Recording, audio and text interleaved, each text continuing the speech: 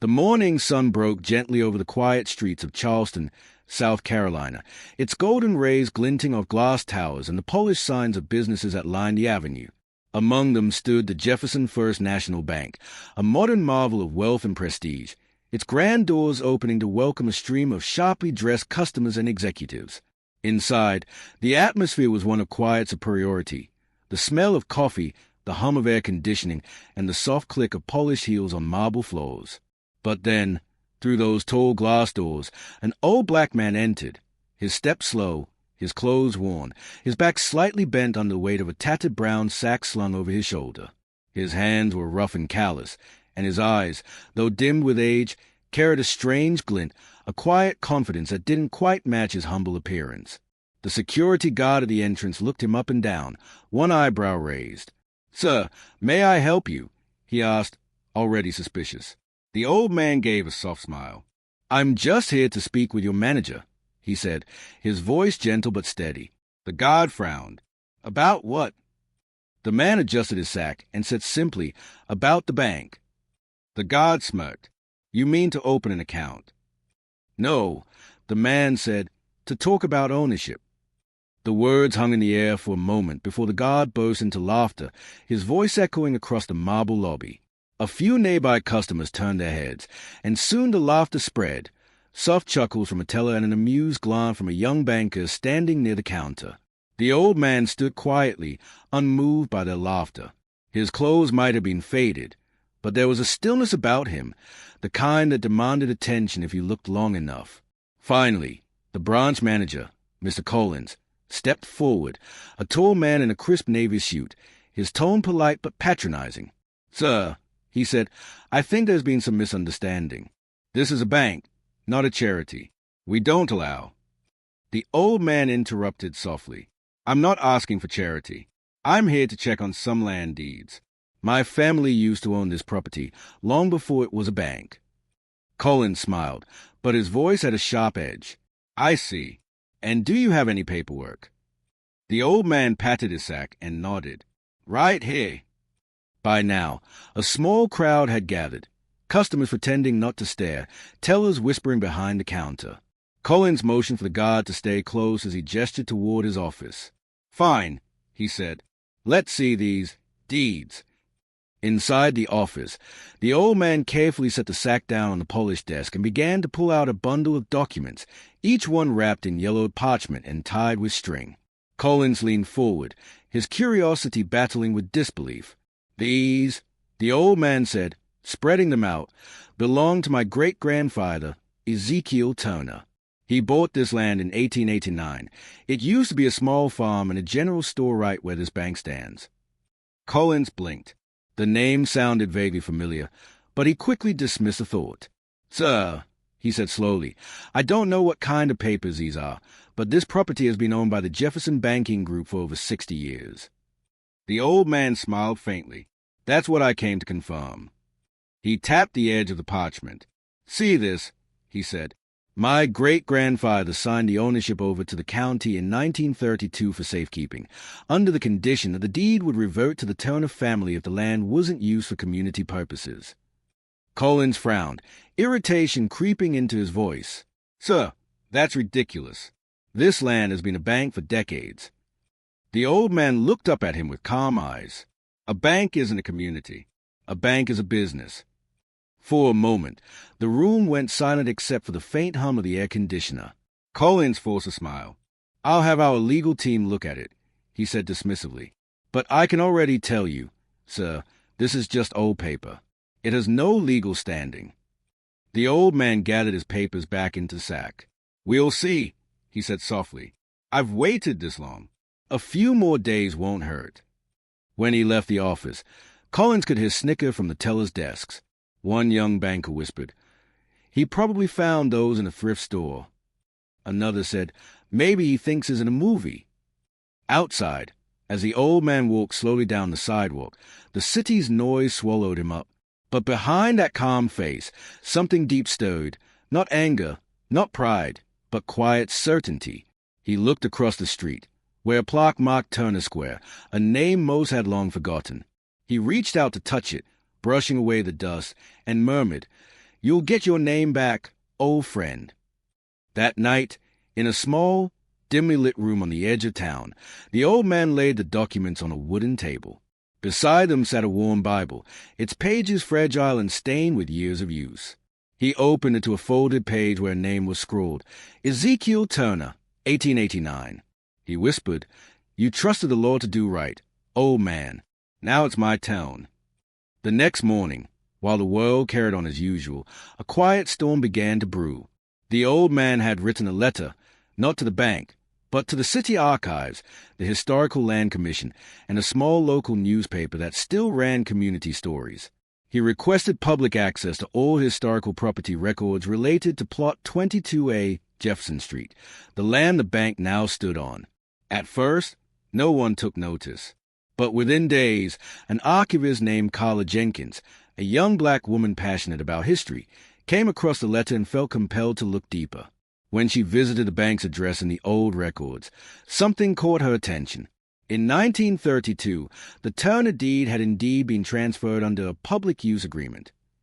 And nowhere in the following decades did any legal document show that the land had been formally converted for private commercial use. She froze, staring at the records. "Oh my God," she whispered. She immediately called the contact number listed in the letter. The old man picked up after a few rings. "Mr. Turner," she asked, "this is Carla Jenkins from the City Archive office. I think you might be right about your claim." The line went silent for a moment. Then she heard the old man's calm voice. "I knew my grandfather's word was good." Carla offered to meet him the next morning. She could already feel the weight of something big. Not just a legal matter, but a story buried in time, waiting to be told. When the old man arrived the next day with his sack, Carla was waiting outside the municipal building. Her eyes widened at the sight of him, humble, weary, but proud. She greeted him warmly. "Mr. Turner, I have to say, I wasn't expecting your evidence to be this strong, but we'll need official verification." He nodded. "I understand. I've kept these safe for over 60 years. She smiled. "Then let's get them verified, properly this time." Inside, as they laid out the documents, the staff members glanced at one another, intrigued, skeptical, but also aware that the papers looked authentic. The parchment, the ink, the signature, everything pointed to something real. Over the next few days, the verification process began. Experts analyzed the ink composition, the handwriting, and the paper age. Slowly, piece by piece, they began to confirm what the old man already knew in his heart. The documents were genuine. News began to spread quietly at first. A few journalists caught wind of it. A man claiming ownership of a bank property through a forgotten 19th century deed. It sounded unbelievable, almost laughable, until they saw the records.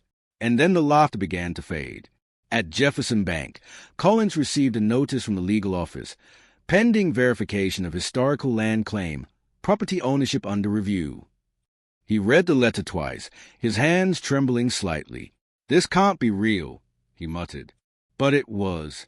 The same old man he had dismissed and laughed at was now on the brink of shaking the foundation of the very institution he worked for. And for the first time in years, Collins didn't feel in control. As the sun dipped below the horizon that evening, the old man sat on his porch, sack by his side, and smiled quietly. He didn't need revenge, just truth. And the truth was finally walking toward the light. The next morning, Jefferson First National Bank was buzzing like a disturbed beehive. Every executive, from the assistant managers to the regional director, was talking about the same thing, the old man with the sack. In the corner office on the 12th floor, Mr. Collins sat pale-faced behind his desk, staring at an email from the city's land authority. The subject line alone made his heart race. Pending investigation, land title inquiry, plot 22A Jefferson Street. He rubbed his temples. "This has to be a mistake," he muttered. But deep down, he felt the first stirrings of unease. At that very moment, Carla Jenkins, the archivist who had helped the old man, was sitting in a small, cluttered office at City Hall, surrounded by stacks of dusty files. Her eyes were fixed on a microfilm reader, scrolling through old property records. What she found made her breath hitch. The Turner family name appeared again and again in the early municipal maps. not only as owners of the plot where the bank stood, but also of several neighboring lots that once made up the Turner General Store and Farm Supply, a thriving business in the 1890s. She leaned back, stunned. He wasn't just a farmer, she whispered. His family built half the street. That afternoon, she called Mr. Turner again. "So," she said with excitement, "your great-grandfather wasn't just a landowner. He was one of the first black businessmen in post-Reconstruction Charleston to hold multiple commercial properties." The old man's voice was quiet but proud. "Ezekiel Turner worked hard for every inch of that land," he said, "and when the world turned its back, he still paid his dues. I reckon he'd want his story told properly." Carla smiled. "Then that's what we'll do." Within a week, local news outlets began to pick up the story. At first, it appeared as a small feature. Elderly man challenges bank's land ownership with 19th century deed. But soon, larger papers and even national journalists took notice. The narrative was too compelling to ignore. An elderly black man challenging one of the oldest banks in the South with nothing but a sack full of truth. At the bank, chaos erupted. The board of directors convened an emergency meeting. Around the long mahogany table, men and women in designer suits spoke in anxious tones. "This could turn into a PR disaster," one executive warned. "Or worse," said another, "a legal nightmare." Mr. Collins tried to keep his composure. "The documents haven't been verified yet," he said. "They could be fake." But before he could finish, the bank's legal counsel interrupted him. "They've already been authenticated by 2 independent historians and a city-registered appraiser." The room fell silent. "Authenticated," someone repeated. The lawyer nodded grimly. "The ink dates back to the late 19th century. The county records show a lapse in the chain of title transfer. Technically, if this claim holds, the Turner estate might still retain a legal right to this property." Collins felt his throat go dry. "You're saying he could actually own the land this bank sits on?" "That's exactly what I'm saying." The boardroom broke into anxious chatter. One of the directors slammed his hand on the table. "We can't let this man ruin a century of business. We need to control the story before it controls us." Within hours, the bank's PR team went into overdrive. Press releases were drafted, interviews scheduled, and a carefully worded statement issued. Jefferson First National Bank has been made aware of a historical inquiry regarding its property. While we respect the legacy of the Turner family, we are confident that our ownership remains legally sound. But the people weren't convinced. Social media began to explode with hashtags like #TurnerLegacy and #JusticeForEzekiel. Videos of the old man walking with his sack, head high and unbothered, went viral. To many, he became a living symbol, a man who carried not just documents but dignity through generations. In the days that followed, reporters began visiting Mr. Turner's small home. They found him sitting on his porch, always polite but never boastful. One journalist asked, "So, what do you hope to gain from all this?" He smiled gently. "I'm not after gain, son. I'm after respect. My people built this land. If the world forgot, I just aim to remind it." The clip spread across news stations nationwide. Meanwhile, at the city archive, Carla's investigation deepened. She discovered a letter dated March 1932, written by Ezekiel Turner himself. In it, he had expressed his fear that economic pressures and racial prejudice would force him to surrender his land. But at the end of the letter, one line stood out. "If ever this land is used for greed instead of community, I pray my children will rise to reclaim it." When Carla read those words aloud, tears welled in her eyes. "He saw it coming," she whispered. She sent a copy of the letter to Mr. Turner. When he read it, his hands trembled. His grandfather's handwriting, the same flowing cursor he'd seen as a boy when reading old family Bibles, was right there before him. That night, he sat by his window and spoke softly to the empty air.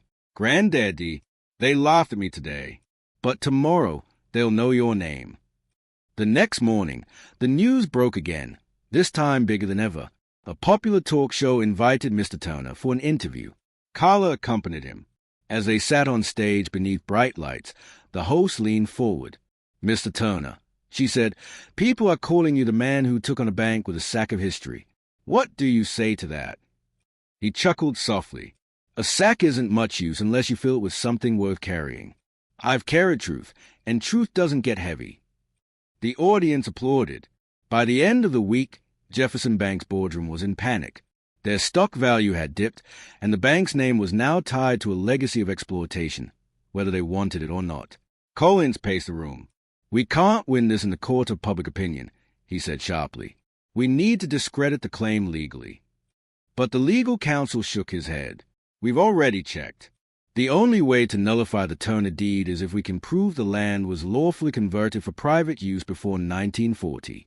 And there's no record of that ever happening." "Then make one," Collins snapped. The room went silent. Even his fellow executives looked uneasy. "Are you suggesting falsifying history?" one of them said. Collins didn't answer, but the look in his eyes said enough. That night, while most of the city slept, a quiet figure entered the Municipal Records building through a side door. But what he didn't know was that Carla, working late, saw the movement from her office window. She recognized him immediately. Collins. Heart pounding, she grabbed her phone and started recording as he quietly followed.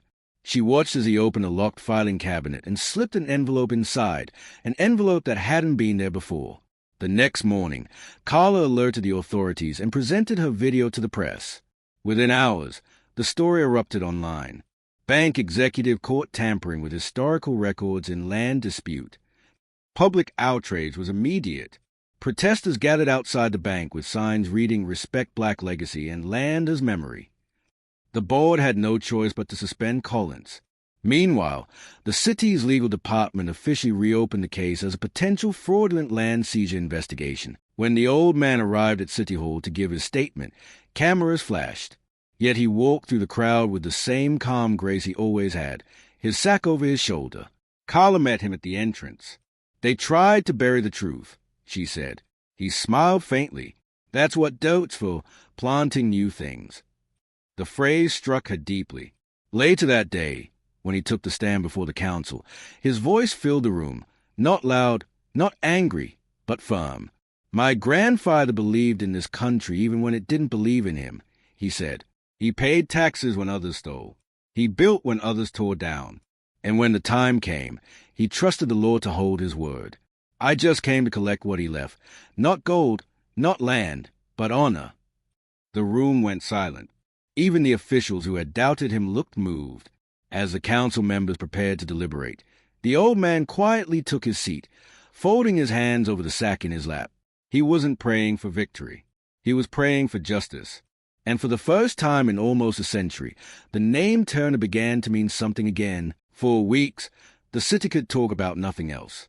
News vans lined up outside the courthouse, protesters marched with banners, and people across the country tuned in to see what would happen next in Turner versus Jefferson First National Bank, a story that had grown beyond one man's fight into a symbol of something much bigger.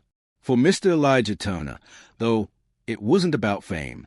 Every morning, he woke before dawn, brewed a cup of black coffee, and carefully packed the same old sack that had carried his grandfather's deeds.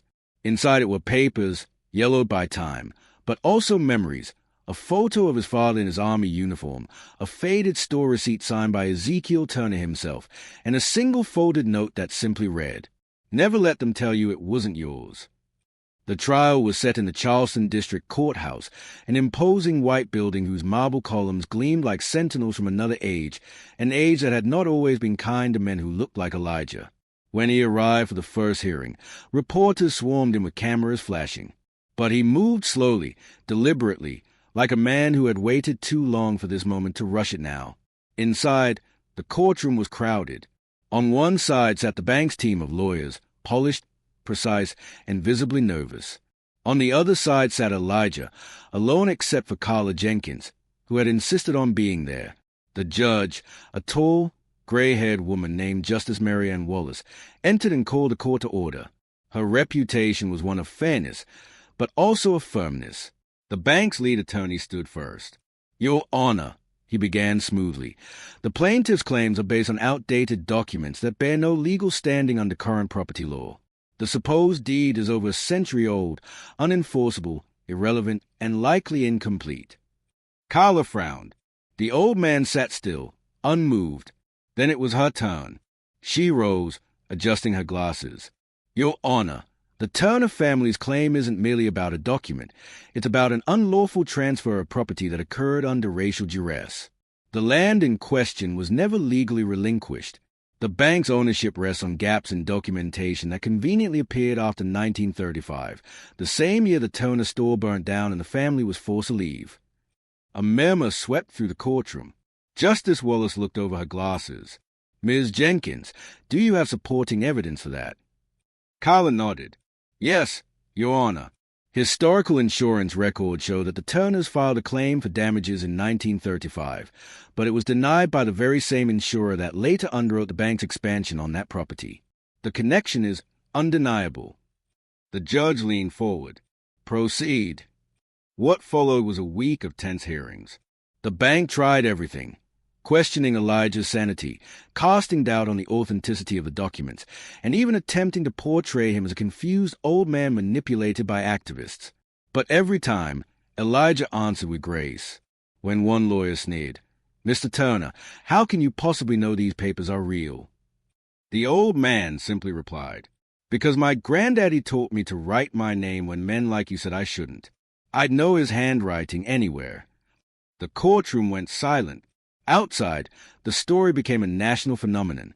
Talk shows debated it. Civil rights groups rallied behind him.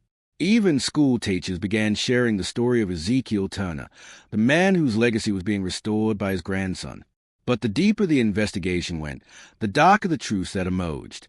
Carla uncovered letters between a former Jefferson Bank founder and a state official dated 1936, in which the founder explicitly mentioned acquiring certain properties abandoned by their colored tenants.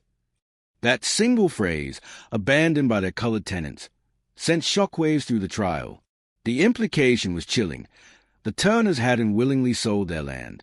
They had been driven off it. When Carla presented the letter in court, she could barely keep her voice steady. Your Honor, this is not just a land dispute. It's historical theft. What Mr. Turner is reclaiming isn't just a property deed. It's his family's dignity.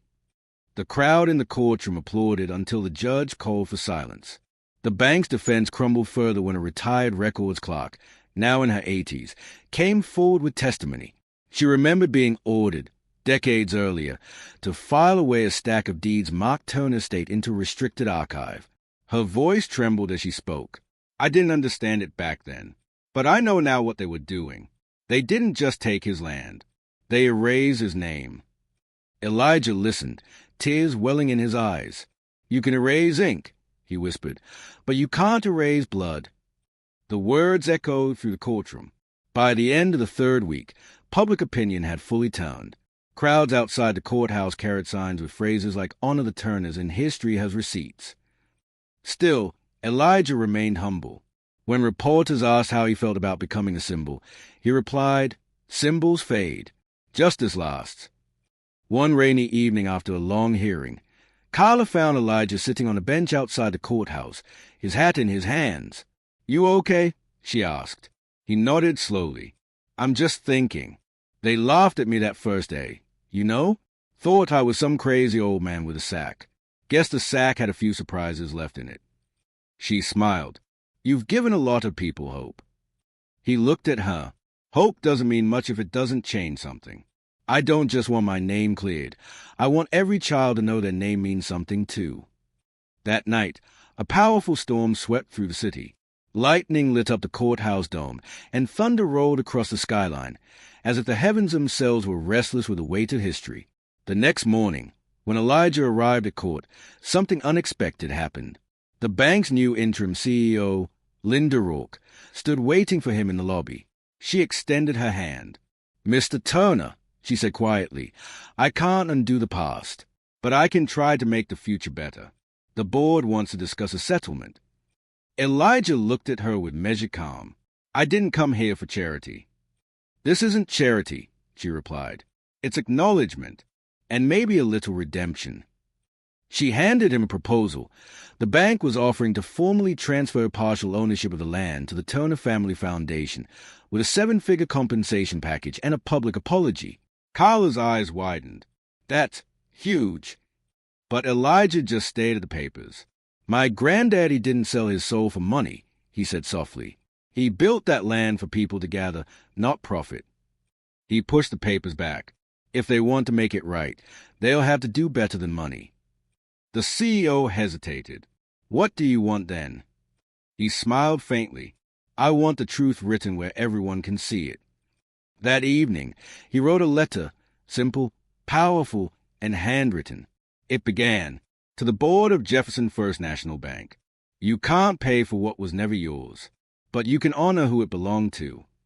He proposed that the bank's downtown branch be renamed Turner Hall, with a public exhibit dedicated to the history of black business owners who shaped Charleston. When the proposal reached the boardroom, it divided the members. Some called it brilliant, others reckless. But with the media watching closely and the public rooting for Elijah, they had little choice. By the end of the week, the board voted, narrowly, in favor. When Elijah heard the news, he didn't celebrate. He just sat quietly, eyes closed, whispering a name. Ezekiel. The following Monday, the courthouse was packed for the final ruling. The judge, Justice Wallace, entered with solemn grace. The murmurs died instantly.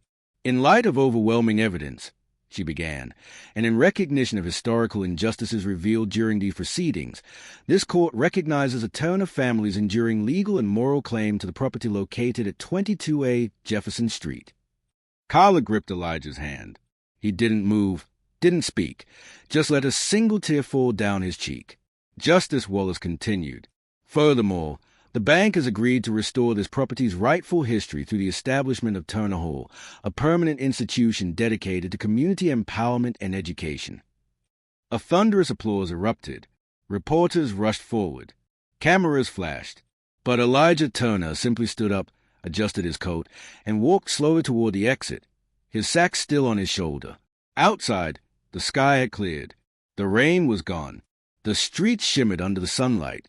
A young boy, maybe 10 years old, tugged on his sleeve. Mister, are you really the man who owned the bank? Elijah smiled. No, son, I'm just the man who remembered who did. The boy grinned. My mama says you're a hero. Elijah chuckled softly. Nah, heroes fight for something new. I just came to finish something old. He patted the boy's head and kept walking.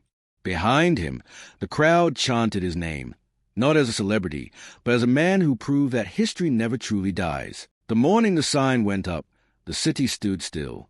For more than a century, that marble building on Jefferson Street had been known as Jefferson First National Bank, a symbol of wealth, pride, and power in Charleston. But that morning, under a sky brushed with gold, a new name gleamed above the doors in bold bronze letters. Turner Hall. The unveiling drew crowds that filled the sidewalks. TV crews broadcast the ceremony live. Civil rights leaders, historians, and community elders gathered beside families holding handmade signs that read, "The land remembers."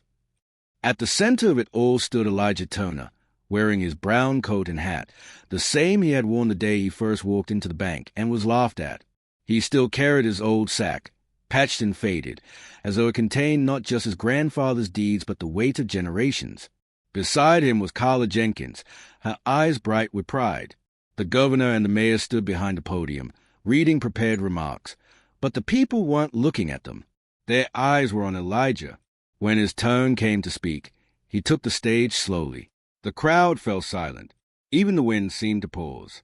He looked out over the faces, young and old, black and white, strangers and friends, and began, his voice steady and low. A long time ago, a man named Ezekiel Turner built a store on this very land. He sold bread, books, and hope to anyone who needed it. Then one night, they burned it down. They told him he didn't belong here. But he left a message for us in the box, written in his own hand. He said, "If they take your walls, build from memory." And that's what I did. The crowd was silent, hanging on every word. I came here one morning with nothing but that memory in this sack. Folks laughed. They said an old black man had no business talking about owning a bank. But see, I wasn't trying to own it. I was trying to restore it to its truth. And today, that truth is a name again. He paused, emotion catching in his throat. This isn't about revenge. It's about restoration. It's about making sure no one ever again erases the hands that built this country, brick by brick, dream by dream. The applause began soft, then rose like thunder. People stood, clapping, crying, and shouting his name. After the ceremony, a reporter asked, "Mr. Turner, what do you plan to do now?" He smiled gently. "I plan to rest. I have been walking a long road, and I think I've finally found home." Inside the newly renamed Turner Hall, a permanent exhibit opened that same day. Behind glass displays were the Turner family's original documents, the deeds, photos, letters, and store receipts that once lay forgotten in a burlap sack. There were also panels telling the stories of black entrepreneurs across the South, men and women who built businesses despite the odds, whose contributions had long been ignored.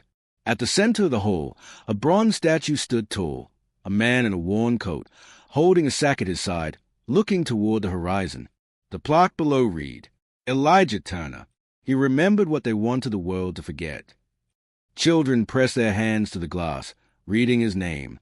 Some of them, their parents whispered, "That man changed history." Weeks passed. The media buzzed for a while, then moved on, as it always does. But within the community, Turner Hall became more than a building. It became a place of teaching, gathering, and pride. Every Friday, schools brought in students to learn about the Turner family, about resilience, and about how history can be rewritten, not by force, but by truth. Carla Jenkins was appointed as a director of the Turner Foundation, overseeing scholarships for underprivileged youth. She often spoke at events, telling people about the first day she met Elijah, how a dusty sack and a quiet voice had changed her life. But Elijah himself began to grow frail. The long months of the trial and the weight of his journey had taken a toll. Still, he refused to slow down completely.